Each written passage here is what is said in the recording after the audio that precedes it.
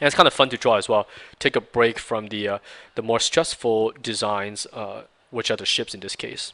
So this stuff is more just having fun, and I like to kind of see that kind of stuff in a designer's portfolio because it shows that they're very interested in their jobs. They're having fun. When someone's drawing these like characters looking at a vehicle or a character's doing something very personal, it shows that they put a little bit more care into the work than simply giving you a design that's very sterile. Right? And you can see I balance out that engine on the lower left with some characters, which I'll draw out as well. And they serve not only as a way to balance the page, you can see me drawing them out now. So yeah, they serve as a balance, but also they give you scale.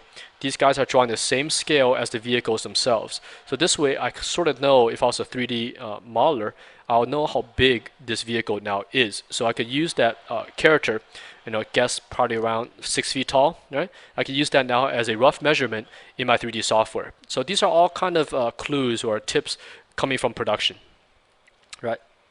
Again, I need to stress many times over, this is not an illustration. What you're looking at here is not artwork. Your goal here is the same thing as looking at a blueprint from an architect. It is a design that needs to be used in production.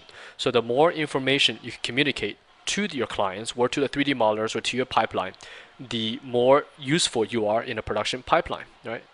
As an employee.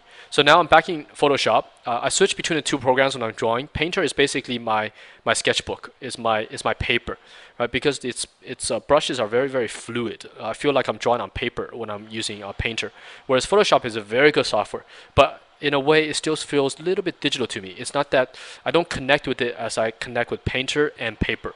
But that's all I use Painter for, which is just drawing. I don't use Painter for anything else because it's a very unstable program and its layer management is horrendous. You don't want to use its layers. Whereas Photoshop is very stable and super professional and solid. But again, both softwares are great for this.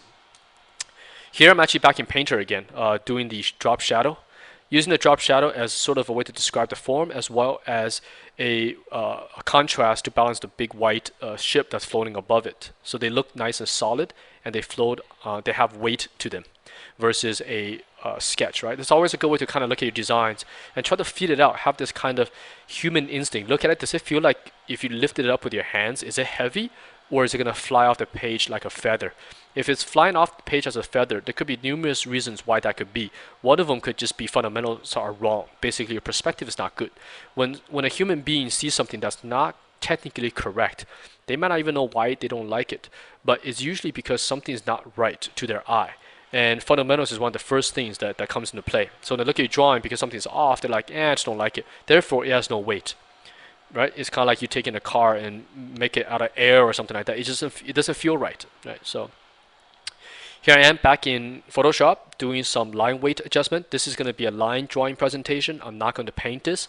But if you guys are interested in seeing how to take one of these into a painted format for example, for marketing presentation or maybe just for a cooler way to present your drawing, take a look at episode 5. I believe it's episode 5. It's called Snow Tank. So that's exactly taking one of these drawings I've done previously and painting it up. Okay. So here I'm just doing some minor detail cleanup, putting the hood element inside. These are supposed to be racers. So all the lines I'm using here, this is more about design. It's accelerated lines. Everything goes away from the front to the back.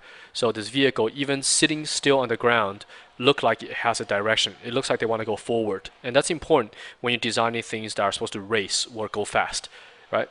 A good way to look at it is like the Mustang, right? The P-51. When sitting on the ground, the plane looks like he could fly. Right? And that's always a good philosophy. Same thing as a Ferrari or a Lamborghini. These kind of things when they park, they look like they want to move. So that's a good general design direction to go. For example, if you look at a fire truck or one of those bank vehicles, they're very blocky. They just naturally don't look like they could go fast, right? You're playing with human instinct.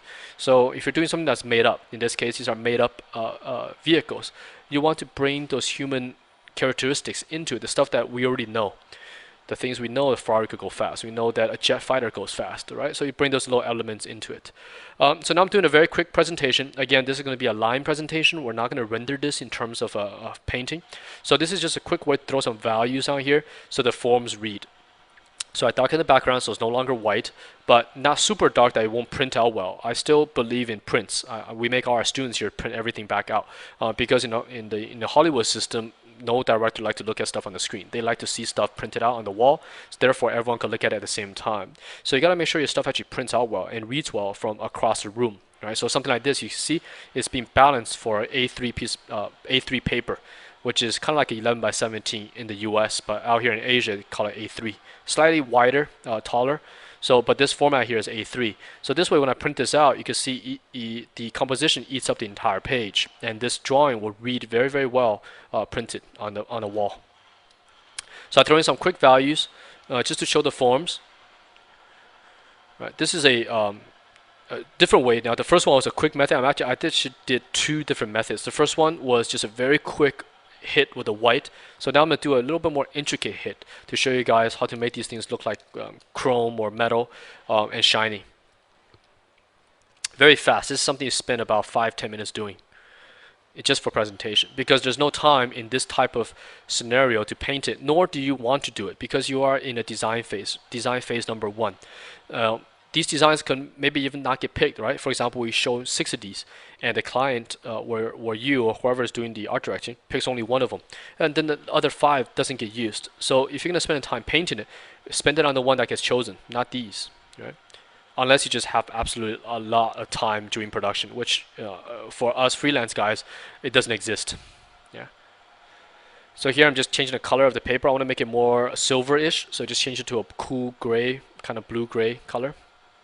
Put some headlights in there.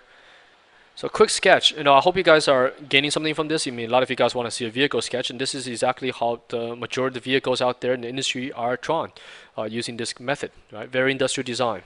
Same thing as drawing a product.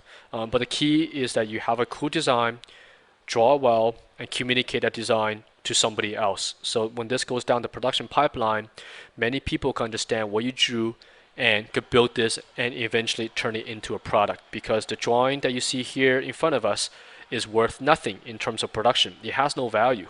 Right? These designs, if you make it into a video games or a film or even a toy, that's when these designs actually come to life. So you gotta think of design in that sense. So I'm docking the paper a little bit so the highlights reads. But in any case, this drawings or demo is almost coming to an end. It's really quick, but hopefully you guys pick up some tips by looking at the way that industrial designers draw. Next week, maybe we'll focus on the painting of one of these. I'm not too sure yet. Or maybe do a more intricate drawing of one of these where we draw in every single detail, so it almost becomes like marketing art or something like that. Not too sure. But before we end, we've got to write all our notes down here so we can communicate. Again, handwriting and notes are also part of your design. It's part of communication. Number them. And again, if you want to watch the follow-up, watch episode 5, Snow Tanks. And otherwise, I hope you guys enjoy this, and I will see you guys next week. All right, thank you, and goodbye.